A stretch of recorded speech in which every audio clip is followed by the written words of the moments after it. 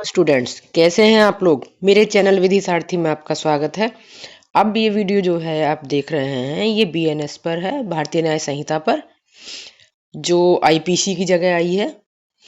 तो इसमें आज का जो हमारा टॉपिक है वो है सदोष परिरोध, कि सदोष परिरोध क्या होता है और सदोष परिरोध के आवश्यक तत्व क्या होते हैं, सदोष परिरोध और सदोष अवरोध में अंतर क्या होता है। तो सदोष परिरोध की जो डेफिनेशन है वो दी हुई है धारा 127 में, और उसमें कहा है कि जब कोई व्यक्ति किसी व्यक्ति का ऐसे सदोष अवरोध करता है। अभी सदोष अवरोध के लिए आपकी दूसरी वीडियो है, इस वीडियो में सिर्फ सदोष परिरोध समझाया जा रहा है। जब कोई इस प्रकार से सदोष अवरोध होता है कि उसे एक निश्चित परिसीमा से बाहर जाने से रोक दिया जाता है, यानी अब वो किसी भी डायरेक्शन में नहीं जा सकता। किस तरह से एक सदोष अवरोध होगा, अवरोध इस तरीके से होगा कि वो व्यक्ति एक निश्चित परिसीमा के बाहर नहीं निकल सकता, तो ये कहते हैं उसने उसका सदोष परिरोध किया है। इसे समझ लीजिए, जैसे किसी व्यक्ति को एक कमरे में बंद कर दिया और या तो बाहर से ताला लगा दिया या बाहर गनर बिठा दिया, तो इसको कहते हैं सदोष परिरोध करना। और सदोष परिरोध जो होता है वो सेक्शन 127 में है। अब इसमें सदोष परिरोध के आवश्यक तत्व क्या होंगे हमारे, कि सबसे पहला इसका जो आवश्यक तत्व है वो ये है किसी व्यक्ति को सदोष अवरुद्ध करना, यानी सदोष तरीके से रोक देना किसी व्यक्ति को।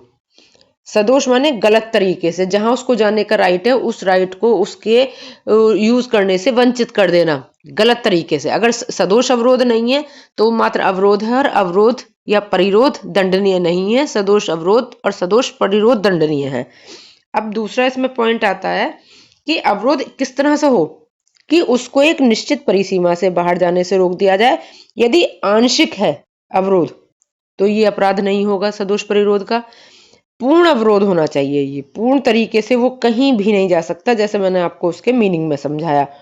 अब जो एक निश्चित परिसीमा है, इसका क्या अर्थ है। निश्चित परिसीमा का अर्थ ये होता है कि किसी व्यक्ति को एक विशिष्ट स्थान पर जाने से रोकना, चाहे वो अपनी फोर्स से डराकर जैसे भी उसको बाहर जाने से रोकना है।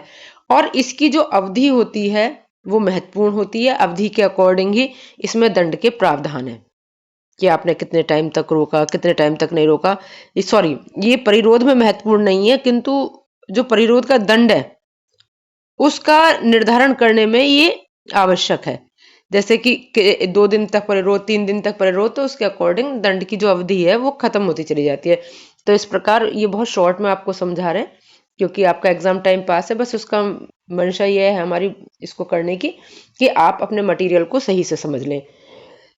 जो भी आपके पास मार्केट का मटेरियल है ना, उसको आप सही से समझ लें, बस इतना मतलब है। तो सदोष परिरोध क्या हुआ कि किसी भी व्यक्ति को एक निश्चित परिसीमा से बाहर जाने से रोकना, यानी चारों तरफ से उसको बंद कर देना। जैसे छत पर छोड़ दिया और उस पर जाने के लिए जीना नहीं है, सीढ़ी के थ्रू चढ़ते थे लकड़ी की, वो सीढ़ी हटा दी, ये भी सदोष परिरोध में आएगा। इस तरह आपको समझ में आ गया कि सदोष परिरोध क्या है, इसके अर्थ क्या है, इसके आवश्यक तत्व क्या है। अब हम इसमें अंतर देखते हैं सदोष अवरोध और सदोष परिरोध। देखिए इसमें जो अंतर है वो हम पॉइंट बना के लेंगे। सबसे पहले सदोष अवरोध आएगा, फिर सदोष परिरोध। तो धारा जो सदोष अवरोध है वो 126(1) में परिभाषित है, और जो सदोष परिरोध है वो 340 में परिभाषित है। अब दूसरी चीज, इसमें जो ये दिशा है, दिशा में आएगा। जो सदोष अवरोध है उसमें एक दिशा में जाने से रोकते हैं, बाकी सारी दिशाएं खुली रखते हैं। जैसे किसी आदमी को अपने घर जाना है और घर जाने के 3 रास्ते हैं, वो एक रास्ते से जाना चाह रहा है, उस रास्ते को रोक दिया है, बाकी और खुले हुए, इसको कहते हैं अवरोध। तो यानी सदोष अवरोध में क्या करते हैं, एक निश्चित दिशा में जाने से रोकते हैं। अब परिरोध में क्या करते हैं, किसी भी दिशा में नहीं जाने देंगे, सारी दिशाओं से रोक देंगे। थर्ड पॉइंट आता है, जो सदोष अवरोध है उसमें व्यक्ति की स्वतंत्रता का आंशिक हनन होता है, यानी आंशिक, यानी कुछ हनन कर देते हैं, कुछ जगह रोक देते हैं, बाकी और रास्ते खुले हुए, वहां से चले जाओ, यहां से नहीं जाओगे। पर परिरोध में क्या करते हैं, परिरोध में पूर्ण रूप से उसको कहीं भी जाने से रोक देते हैं। अब नेक्स्ट पॉइंट आता है दंड का। जो सदोष अवरोध है उसमें 1 महीने का साधारण कारावास है और 5,000 रुपए का जुर्माना है, या दोनों है। परिरोध में क्या है, 1 से 5 साल तक का कारावास है, या जुर्माना, या दोनों। अब स्वरूप यानी सदोष अवरोध में सदोष परिरोध शामिल नहीं होता है।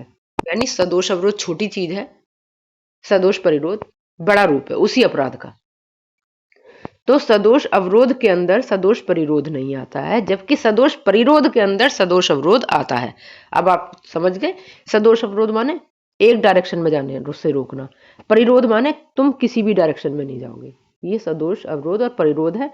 और सदोष अवरोध पर एक अलग वीडियो है शॉर्ट, जिसमें हमने सदोष अवरोध उसके आवश्यक तत्व समझाएं। इस वीडियो में हमने सदोष परिरोध, आवश्यक तत्व, सदोष अवरोध और परिरोध में अंतर। इस प्रकार से आपका ये वीडियो कंप्लीट होता है। अगर आपको ये समझ में आया, आपको लाभ हो रहा है मेरी वीडियो से, तो मेरे चैनल को सब्सक्राइब कीजिए, मेरी वीडियो को लाइक कमेंट एंड शेयर कीजिए, जिससे हमें ज़्यादा से ज़्यादा मोटिवेशन मिले, आपको ज़्यादा से ज़्यादा फायदा मिले। धन्यवाद। जय हिंद।